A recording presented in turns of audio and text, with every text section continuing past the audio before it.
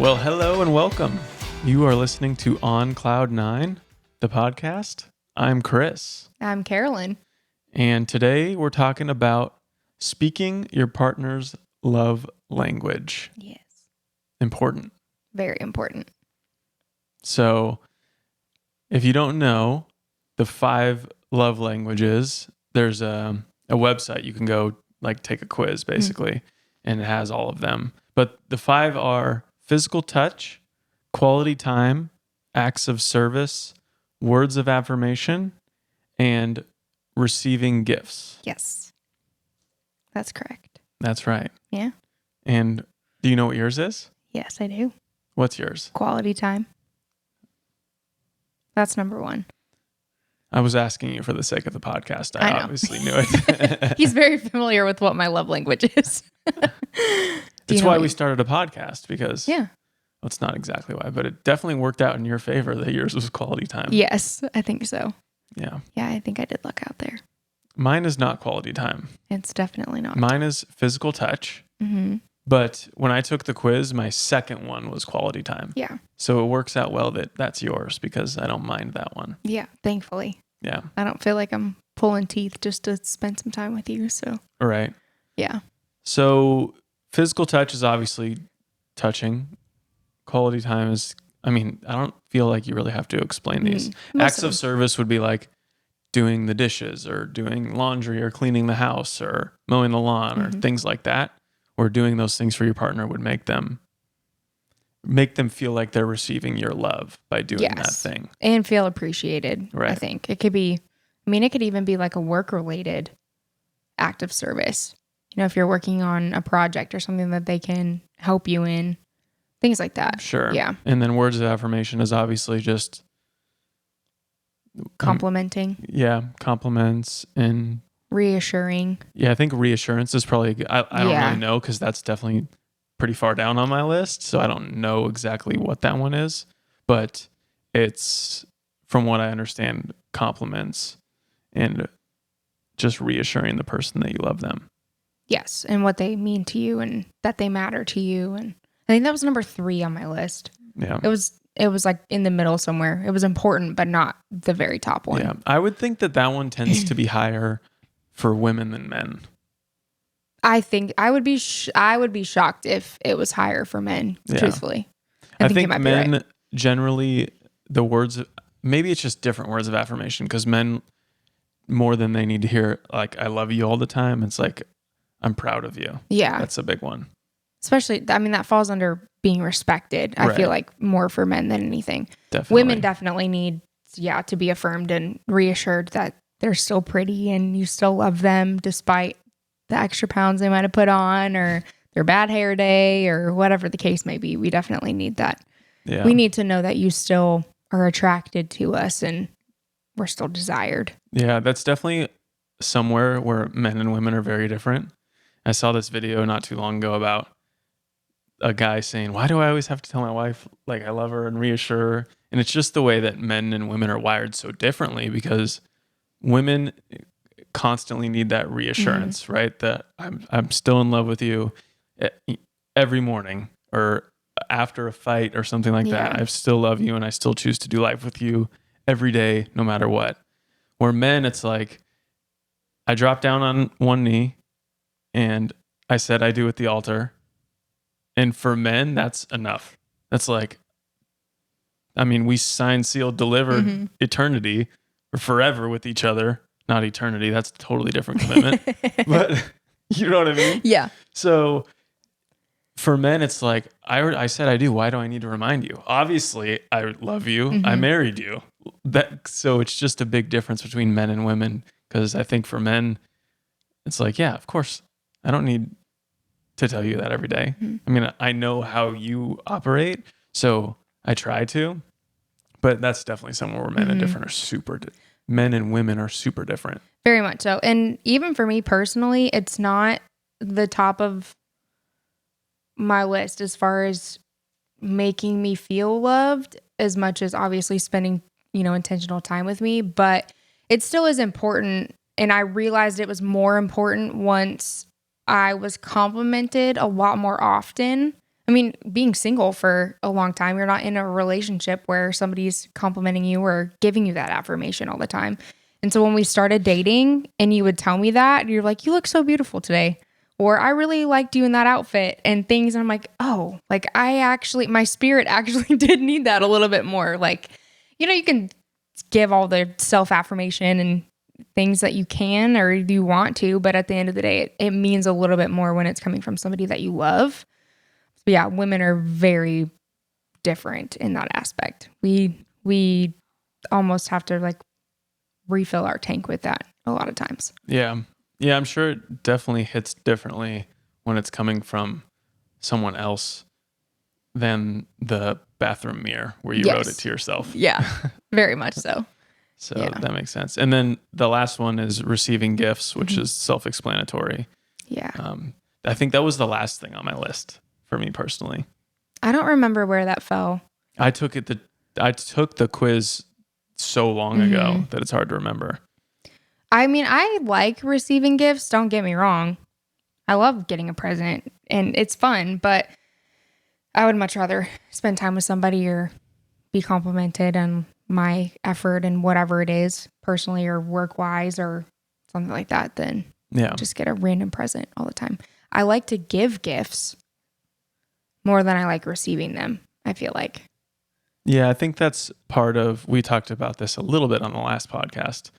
I think that's part of you like feeling compassion for people because when you see them sad, you hurt. And when you see them happy, you get happy and excited too. So that's probably part of that. Very much so. It doesn't matter what the gift is. It could be a coffee or something, but I just want somebody to know that I appreciate them or I thought about them. So yeah, I think you're right. Yeah. I think you're right. So if somebody's doesn't know or they're hearing about this for the first time and they're like, what is this all like? What are you talking about? Maybe guys especially listening. Yeah. What is this love languages? What are you talking about? I married my wife. I bring home a check. What else does she need? Yeah. She's got a roof over her head and food on the table. So how would somebody that's confused about this find out what their partner's love language is? Well, first of all, you can ask them if they know. I think that's number one. Starting a conversation and asking, like taking the time to ask if there's a certain way that they need to be loved, not even just want to be loved, like how they physically need to be loved would be huge, especially if it's a guy asking your girlfriend or your wife, whoever. I think that says a lot of you taking the time to be intentional in getting to know that part of them. If you don't want to ask them and you want to try to find out on your own, you can go to 5lovelanguages.com and they have a quiz on there that you can take for how you receive love, how you give love. There's a several different ones on there. There's a huge scope of them. Yeah, it's a pretty long quiz. It takes probably 10, 15 minutes maybe. I remember when I took it thinking that it was much longer than I expected it to be. Yeah, same here. But so I think that's super important is ask. And if you haven't talked about this with your partner, I mean, obviously you don't have to be married. I mean, any relationship. If you haven't talked about this, I think it's something you should. And I can almost guarantee it will change your relationship. Oh, yeah. Because it's going to make you feel more in love with your partner and vice versa. Absolutely. Because if you're not loving your partner or showing love to your partner the way that they want to be loved, like, for example, my love language is physical touch and yours is quality time.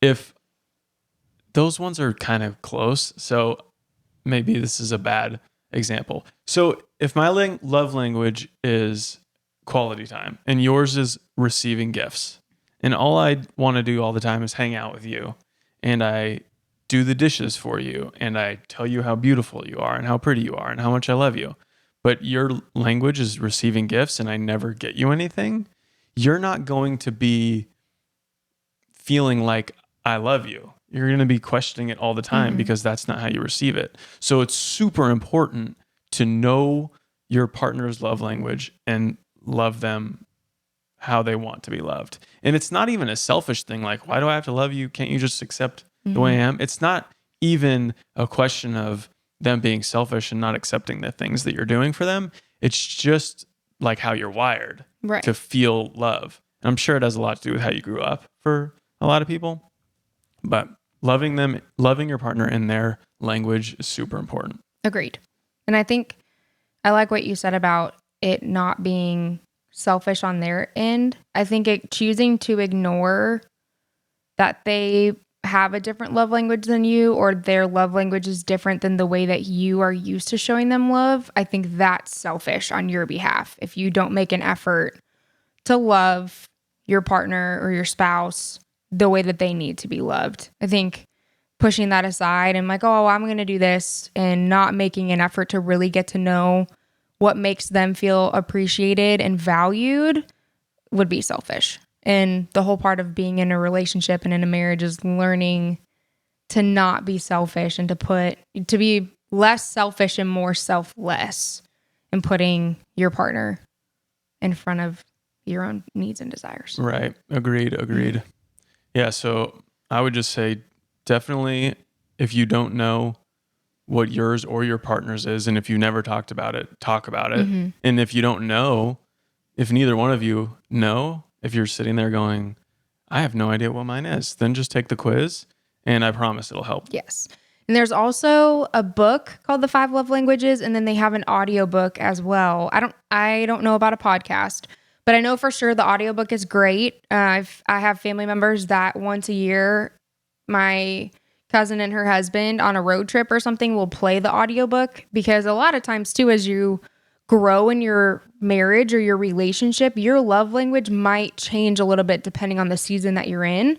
And so for them, they do it about once a year where they'll listen to it on a road trip and go through it and kind of talk about how their love language might be changing in the season that they're currently in, especially once you add kids to the mix and everything else, to where like, yes, quality time might be even more important now that kids are in the picture, because you're dividing your time between your spouse and your children and making sure everybody's needs are met. But then also acts of service might become a lot more important because you need extra help around the house and things like that. So I think that's a good idea. But they do also have a book as well that I forgot about, but it explains everything that the quiz answers will give you. It just explains it in much more detail, and then also gives some insight in how to approach other people's love languages as well, which I think is huge. Yeah, that's a good one. Yeah. I hate to do this like 2 episodes in a row, pull a book out of this bookcase, but I'm going to. There's a book. This is not the love languages book, but it's called Love and Respect. And it looks like this. And this is a really good book. It talks about not necessarily love languages, which can be the same for men and women, but this talks about the differences between men and women, and more in general how they receive love, the differences in men and women. And it was a lot like the premarital counseling books that we read, but much more in depth. And I really enjoyed it. So I would recommend that too. You finished that really quickly too. Yeah, I did. I was pleasantly surprised with it. So I would definitely recommend this if you're looking for another way to deepen the relationship with your partner, for sure. I'm glad you thought about that.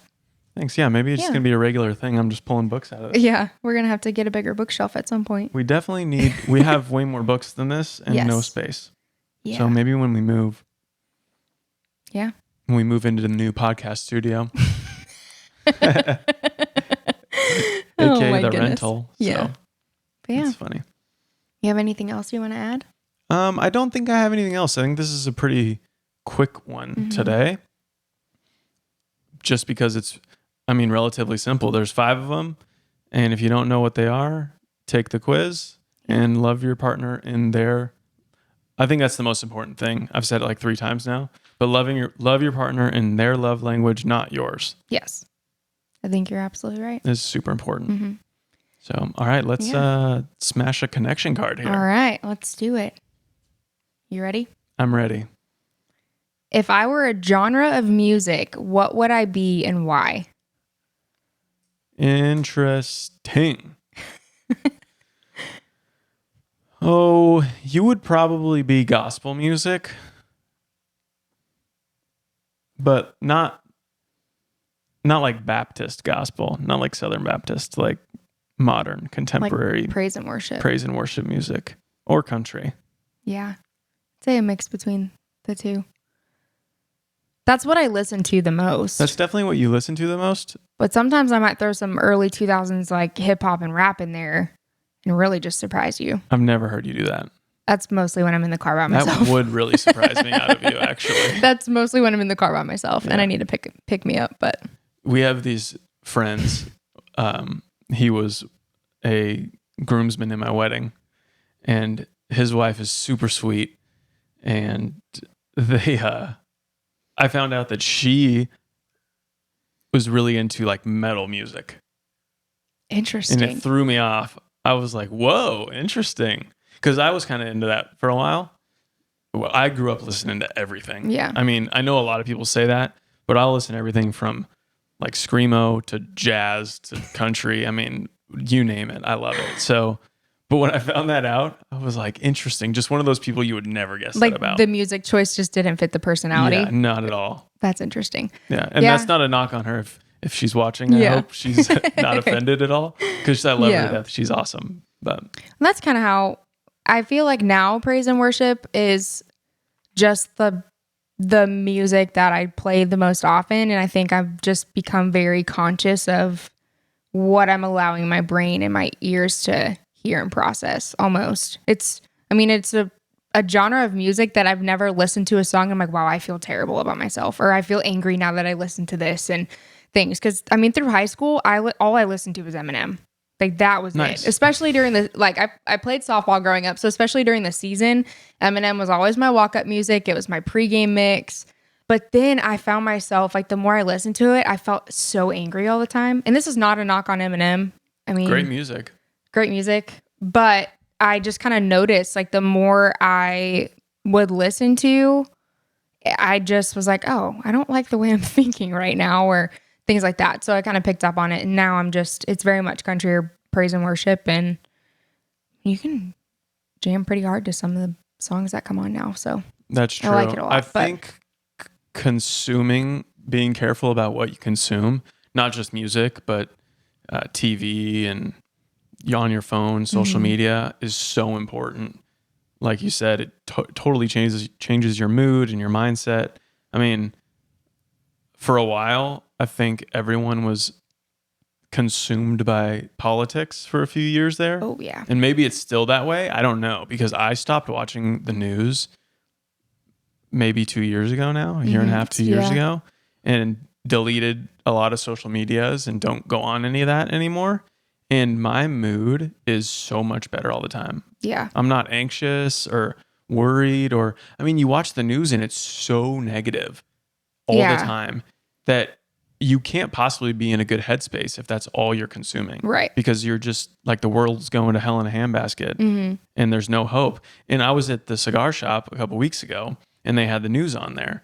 And it was the same stuff that was like 2 years ago about the world going to hell and all this stuff. And I'm like, the same headlines. I'm like, oh, nothing's changed. Like, it's the same stuff. And so if nothing's changed in that long, I'm like, why do I even need to consume it? Yeah. Fear mongering is still very much a thing. You're not missing much. I sure, very I rarely know watch I'm- the news anymore. I know I'm not missing much because I feel better all the time. Yeah. Like, why would I want to go back? Yeah, no kidding. Maybe that's just being blissfully ignorant. And if that's the case, then fine. I'd much rather put my nose in my Bible than Twitter. And that's what I Amen. do. And it's awesome. Amen. I love you for that. So yeah. All right. So Back what's to the mine? music, yes. Yeah, music. What's my music? Also, I did grow up listening to the Eagles and Well, your REO dad's got a great Speedwagon. My dad music has taste. a great taste in music. My mom listens to very similar music to me and my sister.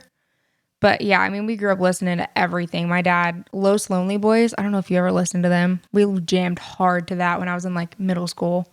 But yeah, we listened to a lot of the Eagles, Sammy Hagar, old the music's so Outfield, good. REO Speedwagon, all of that. My Your dad dad loved kind of it. knocks on Fleetwood Mac.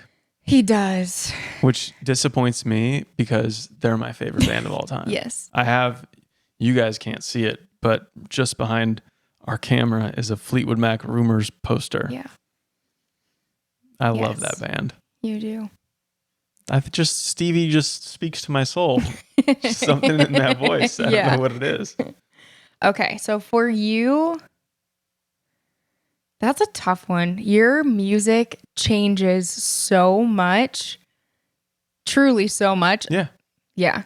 I like that about me. I feel like I'd have to say like alternative rock or something along those lines. Because sometimes you might be like really into country music that day, and then the next day you're only Fleetwood Mac all day long.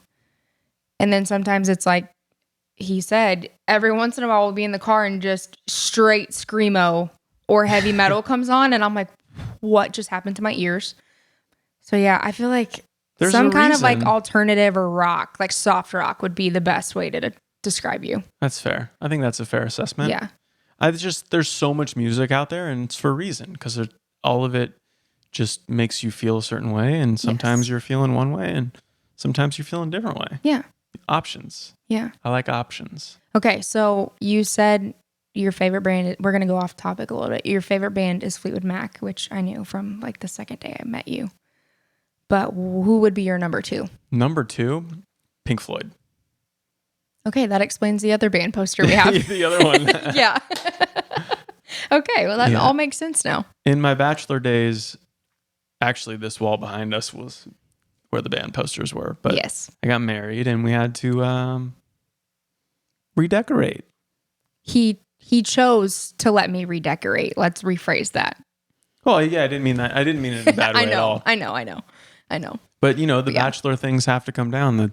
The flags as headboards have to come down and all that stuff. I mean, it just happens. Your style just evolved a little bit. That's Your style changes, and honestly, it's better that way. Yeah. Okay. I like that. Yeah. That's all I got. That's all I've got. I think that's all we got. Yeah. I think that's it for today. Again, if you made it this far, thank you for listening. Mm-hmm. We appreciate it. We do. We are episode 3. We're 3 episodes in. I feel like I'm getting comfortable. Yeah, it's still a work in progress for me. It's still weird to be in front of a camera. I think that's going to take a while to get used to and stuff. But I mean, this is fun. It's not like I'm doing this by myself where, I'm talking alone the whole time. I like the fact that it's just us coming up and talking about things that are on our mind, but we just get to have a conversation with each other. And yeah. Well, you look good in front of a camera. I'll tell you that. Thank you. Your love language isn't words of affirmation, so I'm getting nowhere here. I appreciate it though. But Thank you. I would say you're welcome. I would say doing it with somebody. So I've done it both ways now. I've done it by myself, and by yourself is just weird because it's just you in a microphone in like a room, and you're just talking to the abyss. Yeah. So it's definitely better, in my opinion, to have somebody to kind of tag team with. Mm-hmm. So I agree, but I definitely feel like I'm settling in. Yeah, I think so too. So anyways, thank you for listening. If you made it this far, if you enjoyed what you heard, please leave us a nice review and subscribe. That would be awesome. We're available on video on YouTube and Spotify for video podcasts. And obviously you can just listen on Spotify too. You don't have to watch the video. And then audio pretty much everywhere else you consume your podcast content, and socials, Instagram and Facebook. Mm-hmm. And they're all on Cloud9, spelled out, just like our last name. Yeah. So I think that's all we got today. I think that's it. See you next Tuesday. See you next Tuesday.